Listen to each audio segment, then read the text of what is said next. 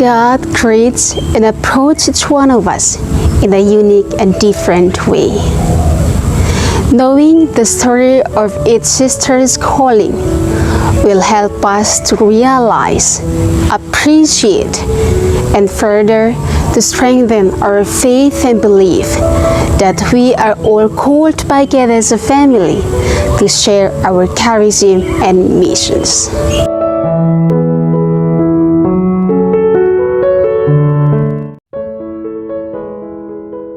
Hello everyone, my name is Sr.Nguyen.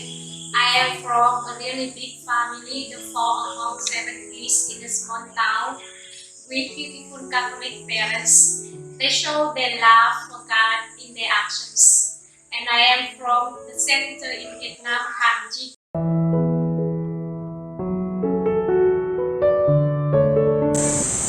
I belong to the Religious of Mary Immaculate Colossian Missionary Sisters, and now I am in the 5th year of juniorate. I am assigned in Cagayan City Community, Philippines.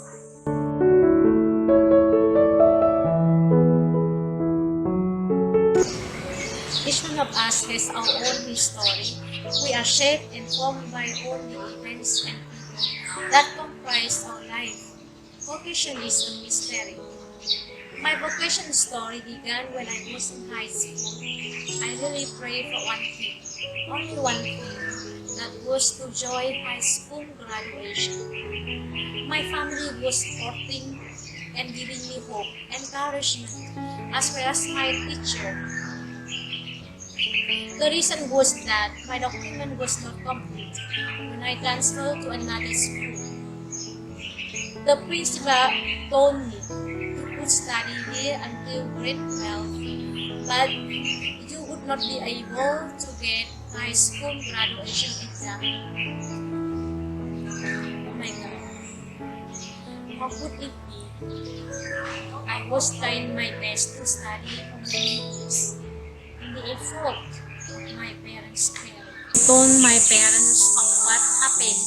There was so much worries for me, and even my teacher tried her best to help me, but she could not. So she told me, "We cannot help you anymore in this situation." But I heard and so many Christians had gone to that place to ask intercession of St. Anthony Padre, and many miracles were happening. Maybe you can go there and ask him in your case. Perhaps he will help you. I was awakened by what she told me because she is non-Catholic Christian. Even my classmates also told to my teacher, "Teacher, why don't we give them money so that it would be easier for her to get the high school graduation exam?" No, even you give them million, it could not do, my teacher said. I still remember it until now. It was on June 2, 2011. My second brother accompanied me to school to get the final exam. Actually, I had nothing in mind, but he told me, "My sister, keep hope and pray until the last moment." And I prayed quietly, "Lord, please." I could not believe that I am studying here until I hold the oil pen, papers, and sit down in the class. And yes, miracle happened to me on that day. They called my name and I did it well.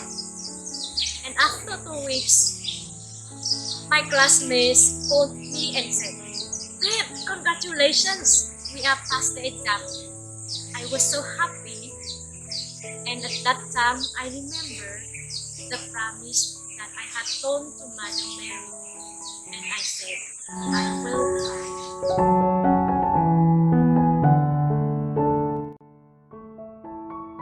I am touched by seeing smiling faces of people, especially in doing my mission as an assistant of Croatian Missionary Sisters Philanthropy Development Office. I am glorifying God by doing my mission that has been entrusted to me by the congregation to the service of God's people.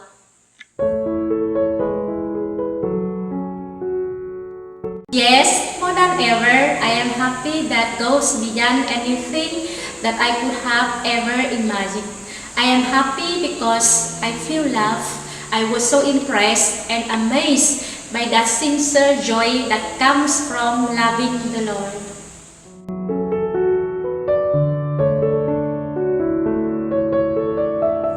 I do believe that every crisis is a gift, and there are no crises or no cross will be heavier or will go out of my capacity in which God has given to me.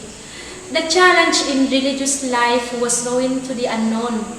There were so many pretty ideas about religious life, and I did not think any of them. Crisis and pain become fountains of strength. I radiate peace. It is in the depth of myself where I can find God calling me. It is there where I understand my mission.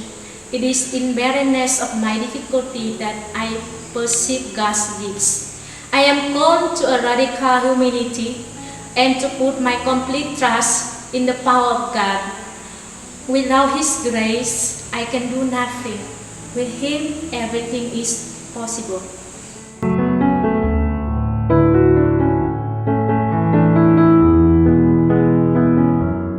Prayer transforms a person. Prayer gives harmony. Prayer is a type of God's incarnation in me. Prayer is often conceived as a passive activity. I sit in silence and communicate with God. This is where I surrender to God all my concerns and struggles, and I listen to how God responds to me. Yes, in the challenge, I pray beyond my fears. I gather courage. I pronounce words of truth. I purify my spirit. I prepare myself to act on the path that God Himself will show me. At the end of every difficulty, there is an oasis. God will not allow me to be ensnared or stopped by my problems. Through the struggle, I arrive at the consolation of God's fidelity. Finally, I have learned that God is stronger than my fears. A well-founded devotion to the Blessed Virgin Mary has a particular meaning for me trying to follow Christ. She is a radical example of generosity, obedience to God's plan.